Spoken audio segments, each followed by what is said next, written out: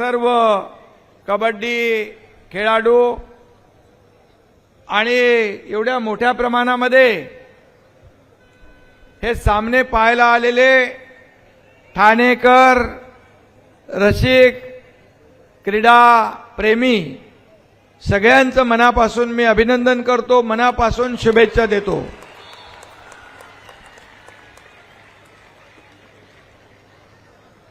सामना जोरात सुरू आहे, त्यामुळे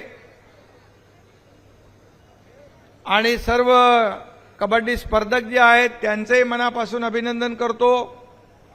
खरं म्हणजे हा कबड्डी आपला रांगडा मराठमोळा मातीतला खेळ तो सुधीर भाऊ मॅटवर पण पोचला आणि राष्ट्रीय आंतरराष्ट्रीय पातळीवर पण पोचला आणि प्रो कबड्डीमुळे आता कबड्डी या खेळाला देखील एक महत्त्व प्राप्त झालंय, ग्लॅमर आलेलं आहे आणि म्हणून अनेक टीम संघ तयार झाले, अनेक कलावंतांना देखील मला वाटतं अमिताभ बच्चन यांची पण एक टीम आहे, बरोबर ना? हा, जयपूर पिंक टीम त्यांची प्रो कबड्डी।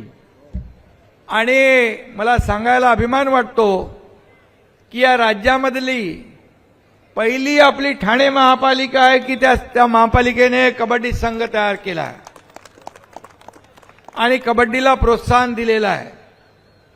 खरं म्हणजे या खेळाला जेवढं काय प्राधान्य देता येईल ते सरकार म्हणून आपण देतोय।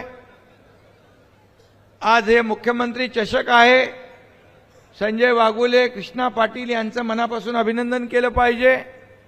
खरं म्हणजे क्रिकेट स्पर्धा सगळे आयोजित करतात, परंतु कबड्डी स्पर्धा देखील आयोजित करून खऱ्या अर्थाने या कबड्डी पटूंना एक प्रोत्साहन देणं, प्लॅटफॉर्म उपलब्ध करून देणं हे देखील गरजेचं आहे। आणि म्हणून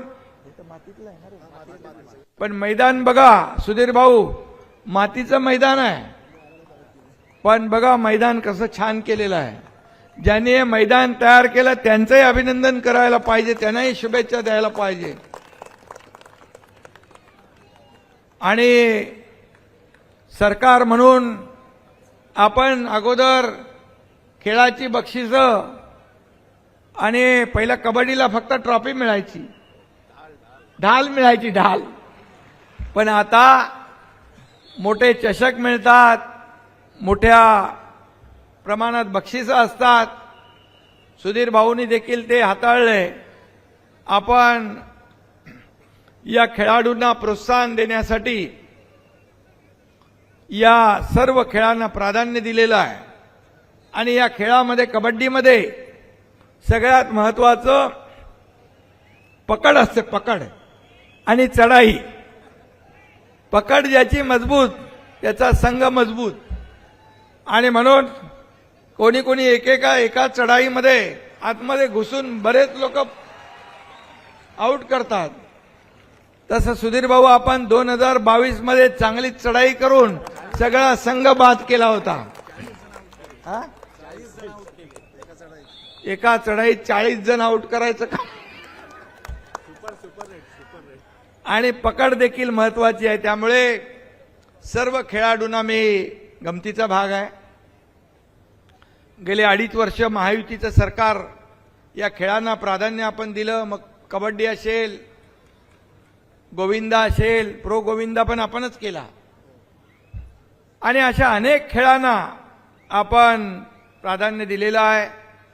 आणि म्हणून मी जास्त काही बोलत नाही, आपल्या सगळ्यांना हा खेळ सामना पाहायचा आहे आणि सामना देखील रंगात आलेला आहे आणि म्हणून सर्व खेळाडूंचं मनापासून मी अभिनंदन करतो।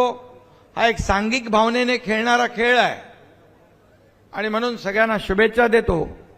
आयोजकांना देखील मनापासून खूप खूप शुभेच्छा, मनापासून आपलं अभिनंदन।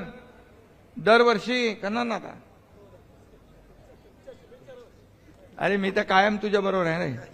दरवर्षी अशाच प्रकारे भव्य दिव्य प्रमाणामध्ये बाळामामा मगाशी सांगत होते, ग्रामीण भागामध्ये याला खूप उत्साह असतो। बघा शहरात देखील काही कमी आहे का?